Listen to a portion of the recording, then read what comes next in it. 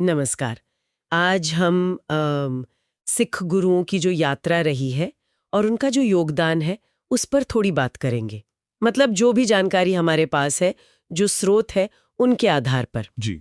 इन दस्तावेजों से ना सिख धर्म की शुरुआत और फिर वो कैसे आगे बढ़ा, इसकी एक काफी दिलचस्प तस्वीर दिखती है। बिल्कुल। और जैसा आपने कहा, इन स्रोतों के हिसाब से देखें तो कहानी शुरू होती है 15वीं सदी से। जी गुरु नानक देव जी, उन्होंने पंथ की नींव रखी। हाँ और जाहिर है फिर गुरु ग्रंथ साहिब का जिक्र तो आता ही है, जो सिख धर्म का बिल्कुल केंद्रीय ग्रंथ है। हाँ।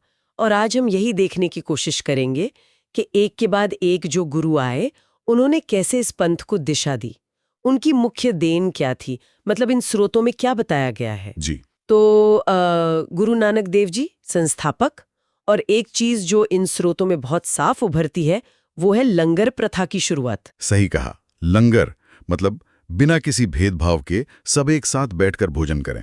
ये उनकी शिक्षाओं का एक बहुत, आप कह सकते हैं, अहम हिस्सा था, जैसा ये सूत्र बताते हैं। बिल्कुल। फिर दूसरे गुरु आए, गुरु अंगद देव जी। उन्होंने गुरुमुखी लिपि को, मतलब पंजाबी लिपि को एक स्वरूप दिया। अच्छा। जिसने विचारों को सहेजने में, आगे बढ़ाने में बहुत मदद की, और उन्होंने लंगर व्यवस्था को भी और मजबूत किया। इसके बाद गुरु अमरदास जी की बात आती है। उनका जोर ऐसा लगता है समाज सुधार पर काफी था। हाँ। इन दस्तावेजों के हिसाब से उन्होंने सती प्रथा, पर्दा प्रथा जैसी जो उस वक्त की बुराइयां थीं, उनका विरोध किया। जी। और विधवा पुनर्विवाह को भी बढ़ावा दिया, अंतरजातीय विवाह को भी। ये तो उस जमाने के हिसाब से बहुत ही मतलब आगे की सोच थी। बिल्कुल। ये सिर्फ कोई आध्यात्मिक मार्गदर्शन ही नहीं था, ये समुदाय को सामाजिक तौर पर भी मजबूत बनाने की कोशिश थी। फिर चौथे गुरु, गुरु रामदास जी। उनके समय में एक बड़ा मोड़ आता है। उन्हें मुगल बादशाह अकबर से जमीन मिली। हाँ, 500 बीघा जमीन। जी। जिस पर रामदासपुर, यानी आज का अमृतसर शहर, वो बसाया गया, और पवित्र अमृत सरोवर की नींव भी रखी गई। कुछ सूत्रों तो ये भी बताते हैं कि अकबर ने गुरुजी के साथ लंगर भी चखा था। हाँ, ये बात आती है, जो उस दौर के रिश्तों पर थोड़ी रोशनी डालती है। सही कहा। और फिर गुरु अर्जन देव जी, उन्होंने इस काम को आगे बढ़ाया, हरमंदिर साहिब स्वर्ण मंदिर का निर्माण पूरा करवाया। जी। और उनका एक सबसे महत्वपूर्ण काम गिना जाता है आदि ग्रंथ का संकलन।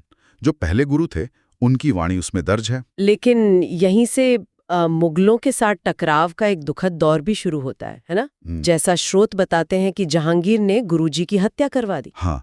और ये घटना, ये महज कोई हादसा नहीं था। अगर इन दस्तावेजों को देखें तो लगता है कि ये सिख इतिहास में एक टर्निंग पॉइंट था। इसने आने वाले समय में सिख पंथ का जो रूप बना, उसको बहुत प्रभावित किया। बिल्कुल। गुरु अर्जन देव जी की शहादत के बाद जो छठे गुरु आए, हरगोबिंद सिंह जी। हाँ, उन्होंने तो सिखों में एक तरह से सैन्य चेतना भरी। बिल्कुल। सच्चा बादशाह की उपाधि लेना, अकाल तख्त की स्थापना करना। हाँ, जो धर्म के साथ साथ सांसारिक मामलों का भी केंद्र बना, शस्त्र धारण करना। और जैसा हमने पढ़ा, उनका शाहजहां के साथ संघर्ष भी चला। बिल्कुल। ये उस शांतिपूर्ण शुरुआत से काफी अलग दिशा थी। निश्चित रूप से ये दिखाता है कि कैसे बाहरी हालात और जो चुनौतियां थीं, उनके जवाब में पंथ भी मतलब विकसित हो रहा था। जी। इसके बाद गुरु हरराय जी आए, उन्होंने शांतिपूर्ण प्रचार पर जोर दिया।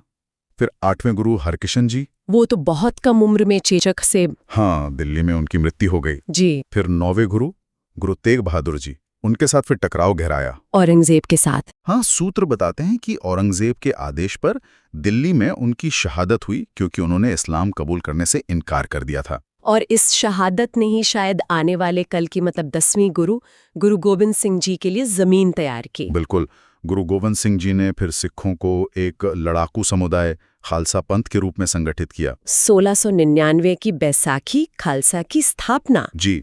एक ऐतिहासिक घटना, जिसकी जरूरत शायद उस वक्त की चुनौतियों को देखते हुए महसूस की गई होगी, ऐसा इन स्रोतों से लगता है। और 5 ककार। हाँ, उन्होंने 5 ककार, केश, कंघा, कड़ा, कछेरा और कृपाण ये अनिवार्य किए, जो खालसा की पहचान बने। और उन्होंने एक और बहुत ही महत्वपूर्ण काम किया, गुरु परंपरा को समाप्त कर दिया। हाँ, ये बहुत बड़ा कदम था।